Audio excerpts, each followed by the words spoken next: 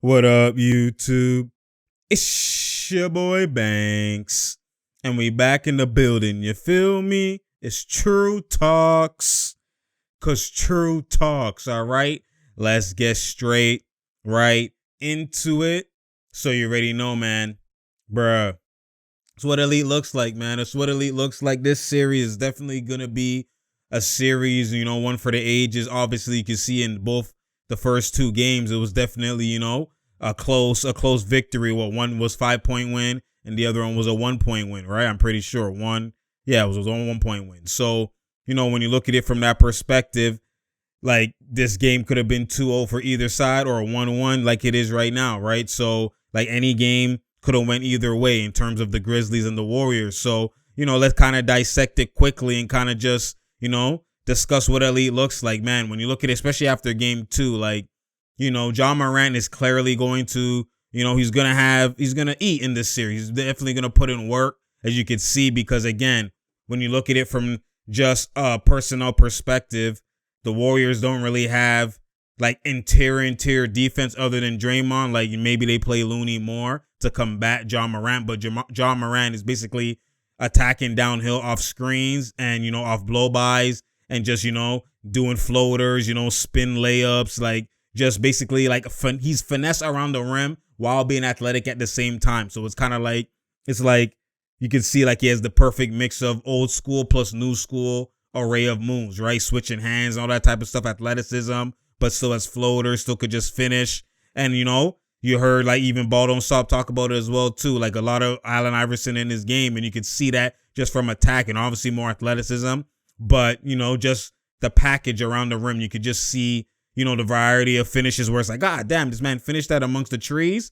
You know what I mean? And that's kind of like what Ja's doing with athleticism. But still, you see him with the scoop left hand, switching hands left hand, athletic left hand lays, obviously. But then you're still seeing some push floaters and stuff like that, spin floaters, even in traffic, especially now with no rim protector.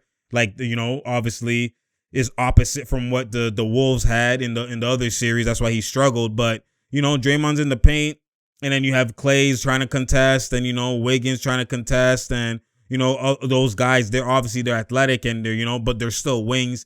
It's like athleticism match athleticism. I could just rise over you. You're not really blocking my shot at the rim like that, right? So when you look at it from that perspective, it's just Ja Morant's going to have a field day. And you can kind of see the Warriors, I think their game plan was to kind of like, okay, if Ja goes off, there's basically single coverage in him, force him to shoot shots, and he's actually hitting his shots, right? So it's kind of like they're going under the screens a little bit sometimes. And you can kind of see their game plan is to just switch everything and force Ja to one-on-one. We'll live and die by that. And, they lived, and then the other time, literally the last game 2, they died. And that's why I rate Ja Morant. Like, as much as this is like, it's obviously, it's a 2-versus-3 series, right? And I always thought that, like, some part of me was always like, yo, Memphis could pull this series out because just the personnel, just the matchup, right? It fits perfectly for Ja. And like I was saying before, and then when you look at it, just this man's demeanor, his clutch ability, like this man's eye got poked, right? Could barely see, was struggling obviously with his vision. And then it didn't matter. When it's time to turn up and it's time to put the team on my back, my palms aren't sweaty. I'm going to put the team on my back. It don't matter. I'm a carry. You know what I'm saying? I'm going to get buckets on a platter. That's what I'm talking about. This is what I love, man. This is what I love to see. Like, you can clearly see, like, every play down the stretch is Ja. Like, he's only passed, I think, one or two other times he passed. But for the most part, it was all me. ISO, I might go psycho. That's not a typo. My goodness, man. He said, I'm clutch like Michael. This is what I'm talking about, yo. So when you look at it from that perspective, it's just, bruh, it's what Elite looks like. Like, waving mans off, just going downhill. Obviously, there were screens and stuff like that. But then in situations, doing a step back 3. Like, doing unconventional things for his play style, or that he will hit here and there, but he's automatic all of a sudden in the clutch. Why? Because he rose his level of play. He, is just rising to an elite stature and elite ability. And in the clutch time, I trust mine. And that's how he moves, and that's how he operates. And the vision didn't matter. I'm just going to propel my team to the victory, and I'm just going to take over. You know what I'm saying? And I love that mentality. That's obviously the cloth from, from Bean, from Kobe. MJ. Like, there's a lot of guys who have that type of demeanor where it's kind of like, yo, move. I'm going to get the bucket. If I'm double, triple, then maybe I pass. I might not even. But it's we ride or die by me. And I live and die with it. You know what I'm saying? So it's just what elite looks like. And bruh, just that whole stretch when they're down 2. This is not like we're up and I'm just closing because we're up and I'm just, I'm more, there's cushion. No, it's not like that. It's not like there's cushion or anything like that. It's literally we're down. My team their palms might be sweaty. Well, their palms aren't really sweaty, but it's kind of like, yo, they're looking for a push. They're looking for someone to uplift them. You can just kind of see everything gets a little bit tight. It's more ISOs than they normally would do. Not less ball, less ball movement, stuff like that. And you can kind of see guys get the rebound and you just look for jaw. When normally they would bring it up themselves. Just stuff like that. So you can just see when it gets tight, you can really see who's who. You can really see who them ones are. You know what I'm saying? And Ja Morant is from that cloth. He's from that cloth. And then on the flip side, it was basically Ja versus Steph, down the stretch, which it was fun to see. But in the last play, this is what my knock is with Steph, man. On the last play, with the Golden State Warriors, you could see that he had to step back and he had enough space to shoot it. And that's where, like, that play right there, Steph is supposed to let that shit fly. On that step back that he had with Zaire Williams, the rookie, contesting. You're supposed to let that shit fly. But what happens, this is what my knock with Steph is sometimes. This is not that Steph isn't elite. This is not that Steph is not a top 2, top 1. A lot of people say top 1 probably is PG, in the league. Like, obviously my ratings are different, but for the most part, the consensus is that he's, the best point guard in the NBA. He's top 5. You're like, all of this stuff, he's elite. You already know that. But when it comes down to the clutch, he doesn't just move out my way, I'm an ISO and I'm a kill. It's always he has to get an action from a screen. And if he's not getting a screen, if it's not a favorable mismatch, you don't see him just cook one-on-one primary defenders. You don't see that happening, right? Like Ja's doing half spins, like killing pull, put him in a pool. You know what I'm saying? Like, he didn't know what to do. You can just see. And even last year, even like in the play-in, right? When they're facing the Golden State Warriors, he just ISO'd the end, like during the clutch, like, and floaters and stuff like that, spin floaters, like, you know what I mean? He's just going to move mans out my way and I'm just going to kill. And Steph doesn't really move mans out my way. I'm just going to kill. He doesn't really do that. If you really pay attention. And it's not like, oh my God, Banks, what are you talking about? If you just like literally dissect it, because you remember, you're comparing Steph to the other elites in that caliber, in that realm, in that clutch ability.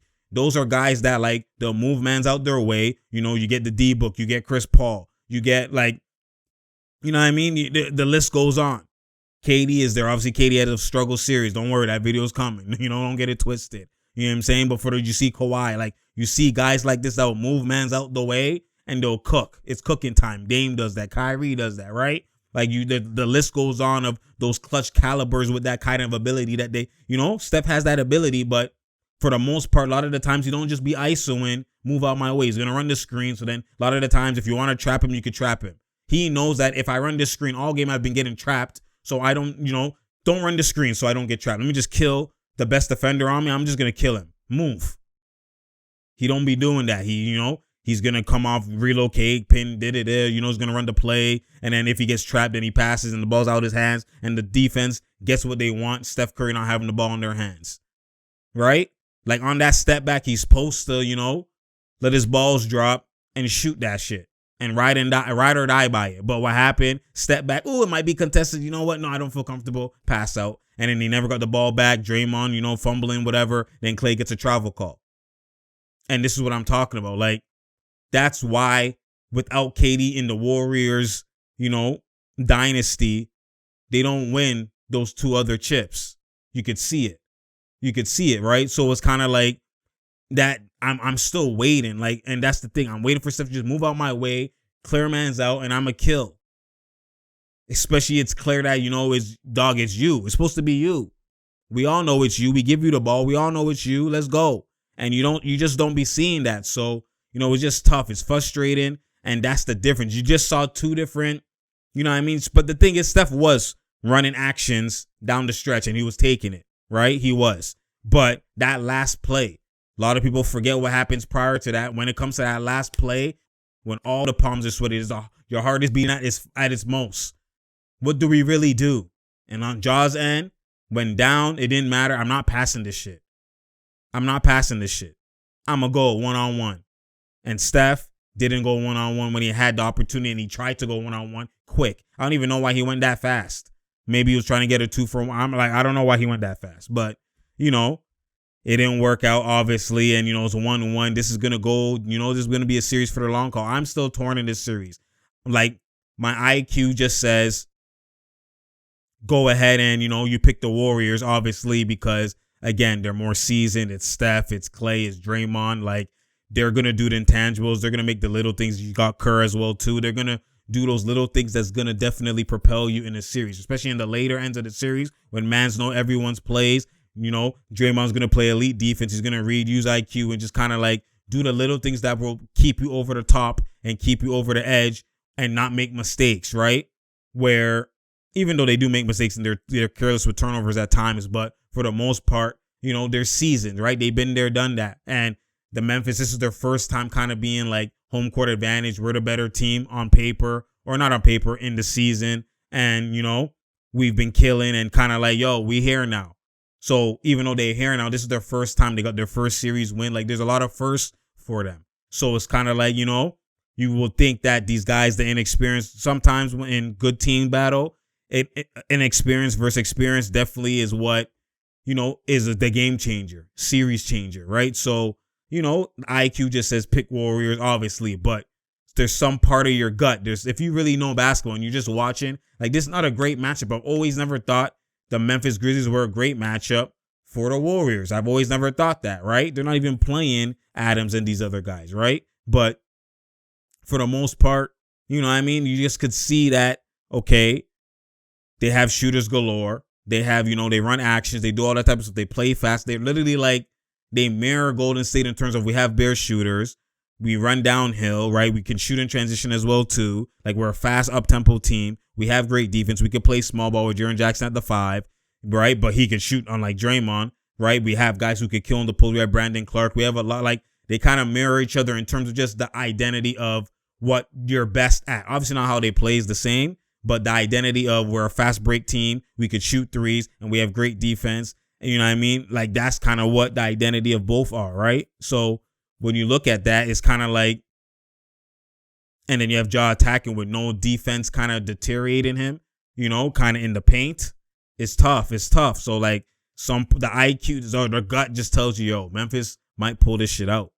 You never know. So I'm torn in this one. This one, I'm not making a decision. I just know for a damn sure it's going to go 6 or 7. If it doesn't, I'll be surprised, right? I'll be surprised. But this is definitely going to go 6 or 7, especially that win was definitely vital, especially in a do-or-die win. For Ja to act like that, like, he's different, yo. He's different. I'm telling you, he's different, man. You got to love it. You definitely got to love it, man. This league is in great hands, yo. A guy like that, like, you're just watching, just elite ability, just elite, kind of just, and he's getting better over the, over time, and just, he's just killing in the series, period, right? When you look at it, just, 47 in that game, like, that's tough, yo. For the series, this man is averaging in 2 games, obviously only 2 games, but he's shooting 47% from the field, 39 from 3, 87 from the line, 88 from the line, 40.5 points, 41 points, 9 assists, 9 rebounds, 3 steals. That's what this man's averaging in 2 games. Like, that's tough, yo. That's tough. That's really tough, right? And Jaren Jackson is killing too, right? So it's kind of like, yo, this is gonna get tricky. This series is definitely gonna get tricky. Steph is averaging 25, 42% from the field, not shooting the greatest, but Clay or Jordan Poole's obviously averaging 25. So they, and Clay, Andrew Wiggins is still there too. So the balance is better, obviously, and they're more deeper on Golden State's end. But again, it's just how they're played, and they switch everything, and kind of like Ja can attack multiple people. So get the screen, reverse the screen, and kill. So. It's just the paint is just free. So when the paint is free, it's comfortable. Now his shot's even going to be more comfortable. Now it's just everything. He's just in a comfort zone in this series that, like, he's going to really be himself. Unless they do something, put Looney in there, I don't know what they're, it's tough. It's kind of tough. But then again, now he drives, and then now you got Jaren Jackson at 3. it's kind of tough how this is gonna pan out. We'll see, man. But this is gonna be a series for the ages. It's just funny how I just saw like it's just two different contrasting mentalities. And Ja, where it's like, move on my way, are you stupid? And Steph kind of like, I'm just gonna go through the play.